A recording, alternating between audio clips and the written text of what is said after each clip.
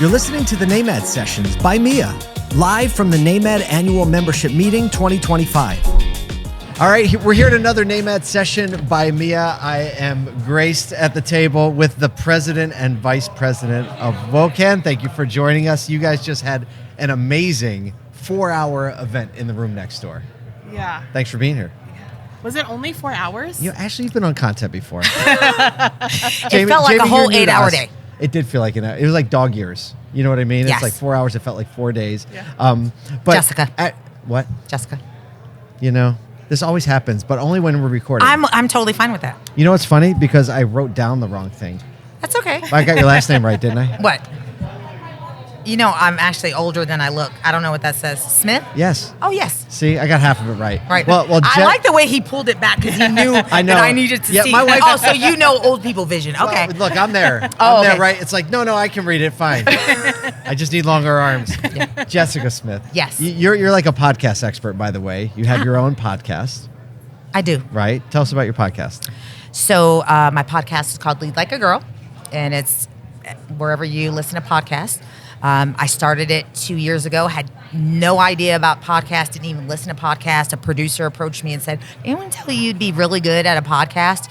And I said, if I had time to do a podcast, I'd write my book. And he goes, go for it. And so now you have a podcast, or you're writing the book? So I use the podcast in what I call my first season, telling my life story.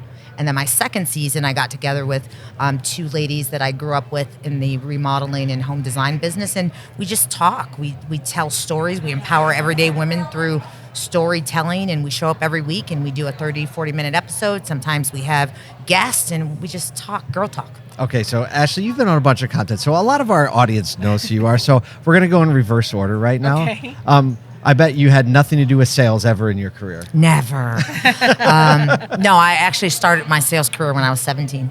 Wow. What were you selling? Now, I was going to say, strangely enough, I say I'm not a car girl. I'm not from the automotive industry. This is very new to me. But my first sales job was selling cars at an independent dealership. Yes. Did you know this? I did not know that. Yeah. See, Every time I fun talk fact. to Jessica, I learn a fun See, fact. here's a little tip. When you're around car people, you lead with that.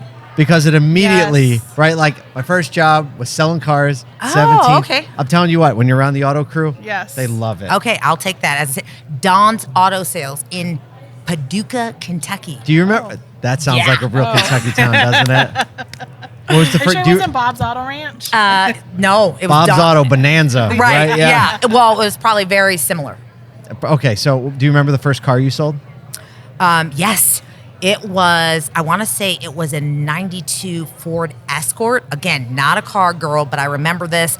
I did very well. I sold 17 cars. 17 cars in my first month. At 17 years old. Yes. Wow. And I felt horrible. This guy was he was a scoundrel? He was a scum. And It's like taillights over the curb. I'm like, he's the like, close sign up, right? Yeah, it was bad. But he's like, you're a natural. You're gonna sell a lot. You're gonna make a lot of money. And I did, but I quit and never looked back. And then it wasn't until 2017 I got back in the automotive industry. And you came back in how?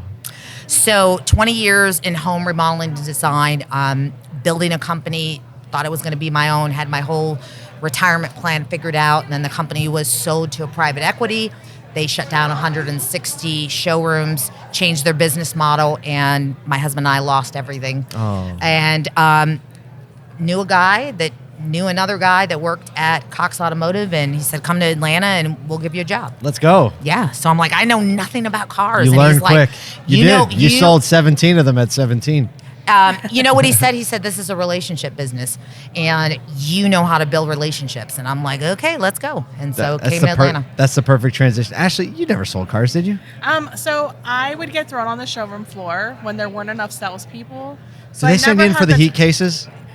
I mean, it was. I feel like you could deal with a heat I mean, case. I dealt with some pretty. I mean, I was a CSI person as well as the yeah, IT yes, person, yes. as the receptionist and the marketing person. But yeah, I would get thrown into the showroom floor when you'd have just a swarm of people coming on a Saturday. Taken up. Yeah, Right, and I was also vehicle technology specialist, so I would host. Oh, so you knew the stuff. I knew the inventory. I knew the tech, so I would get thrown out. Hey, we got this customer. They're looking at a Ford Focus ST. Go sell them. Or we've got a Raptor Roush they want to look at. I'm like, okay, let's go. Let me tell you, let's talk specs. Let's talk horsepower. Let's talk torque. Yeah. So Yeah. I didn't know that about you either. Yes. So there you go. Everybody's selling. Everyone's dealing with customers. Absolutely. You all have done such an amazing job with the WOCAN event. Ashley, you were named president, what, about 6 months ago? Was it that long ago? So this year's getting away from me. Honestly, I don't even remember. You're like, I don't know. All I know is we just finished the event. I think officially it's been about 2 months. It feels like not 2 months. I feel like it was like in the spring. I mean, I think like last NADA we were talking about it, but I've been getting mentored by Carrie Wise over the past year, kind of knowing what's been coming down the pipeline. So tell me, how do you feel 2 months in, president, just executed your largest WOCAN luncheon ever? How many people were in there? It's a great question. I think there were over 160. Yeah, I think 160 is probably what you had on the registration. Yes. But there were absolutely more than 160 people in that room. I can tell you that for a fact. And how do you feel like it went?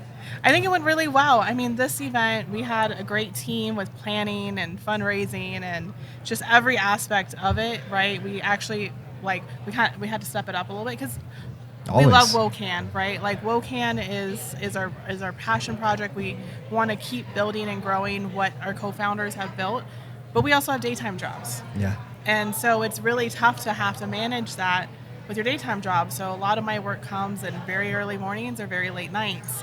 And so this go around, we decided, thankfully, with the support of sponsorships that we've had, we actually had funding to help us get an event coordinator team to help execute. What a difference. Game changer. Yeah. Big game changer. And so it's funny because they asked some of the questions like. They were great, actually. I met some of them last night. They were really great, but it was really funny because they're walking us through like run a show. I mean, Kyle, you've been doing this. Yeah, right. Every minute has to be calculated. And we're like, I don't know, we just go up there and we talk. And they're like, okay, but how many minutes do you talk? You're like, more than 2, less than 10. Yeah. Right. Yeah. And they're like, that's not going to cut it. Yeah, exactly. But yeah, it's really, it was very moving, very emotional to be in that room. Mm-hmm. I don't know how many times I would get choked up seeing it from the very first luncheon 4 years ago, where I remember talking with Carrie and we're planning this luncheon, and she's like, let's plan for maybe 40 or 50. And I'm like,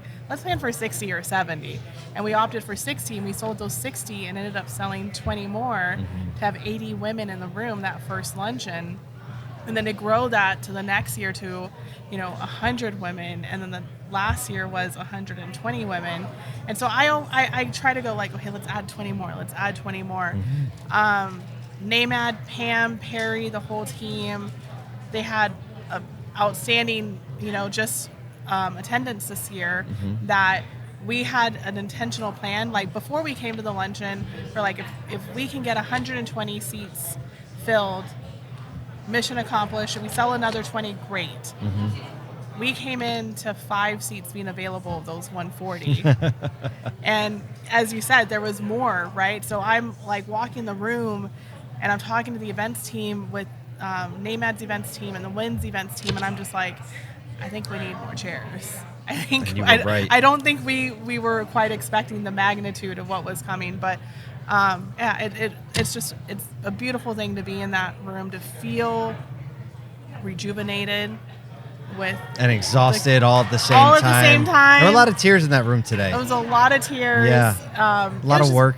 A lot of work. Struggle that went into it. I think we left there today. We're like, just got to get to 401. Yeah. And I'm just grateful for the team that we have, and it's not one person that makes WOCAN, right? It's no, not even close. So. And it is like a labor of love. There's a lot of sacrifice that goes into it because it's not for a paycheck.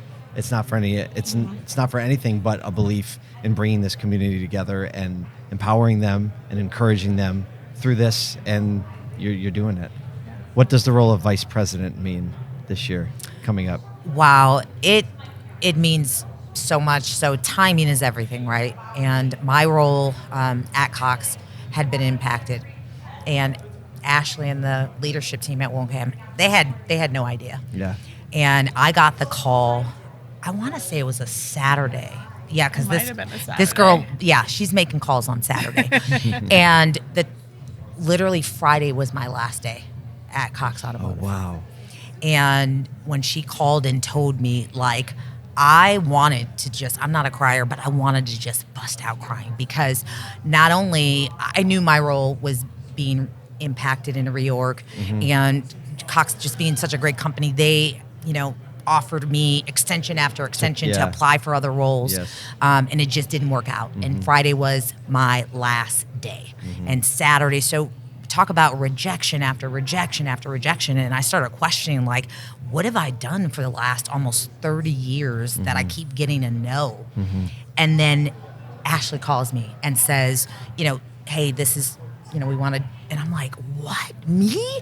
And the time, like I said, timing is everything. And the first thing I said is, I know this is an important role. And I said, and I don't know if me working at this company has anything to do with your decision, but in all transparency, yesterday was my last day. And she was like, no. She's like, we want you.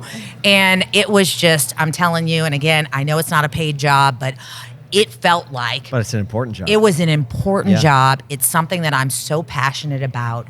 And I was just grateful and excited. And it what really. a great texture to that it story. made, again, they had no idea what was going on behind the scenes, but it really helped me change my position in my mind and in my heart that day to really help me keep going. So it was a big deal. And I think the amazing thing, I think, especially with both of us, and we're both very strong women of faith. And so, things are happening with intervention that we don't realize. Absolutely. Right? And so once we talked through that, I was like, hold on. It's providential. It's supposed to No, happen. absolutely. Look, she didn't know, and I didn't know, but God knew. And I'm like, and so I'm just super thankful. And it's just having that reassurance that you're exactly where you're supposed to be when you're supposed to be there. Yes. So. Well, ladies, thank you so much for the work that you're doing and the passion and the energy and the brightness you bring to the industry. Thanks for talking with me today, and I can't wait to see what the next 12 months brings. Yeah. Thank you, Paul and ASOTU. I mean, honestly, the team that y'all have done for us in WOCAN from day one to today with sponsoring the WOCAN breakfast at ASOTUCon and everything. Just appreciate everything that y'all do for WOCAN, and thank you for having us. Absolutely. And we're going to keep doing it. The Yeah. good ones find each other. Thank you. Thanks, guys. Absolutely. Thank you for listening to this NAMAD session brought to you by Mia. At More Than Cars, we're obsessed with uniting people around one big idea, that thriving people are the only path to a thriving and profitable industry. And if that resonates with you, head over to morethancars.com to join our email list and check out our full list of podcasts and programming.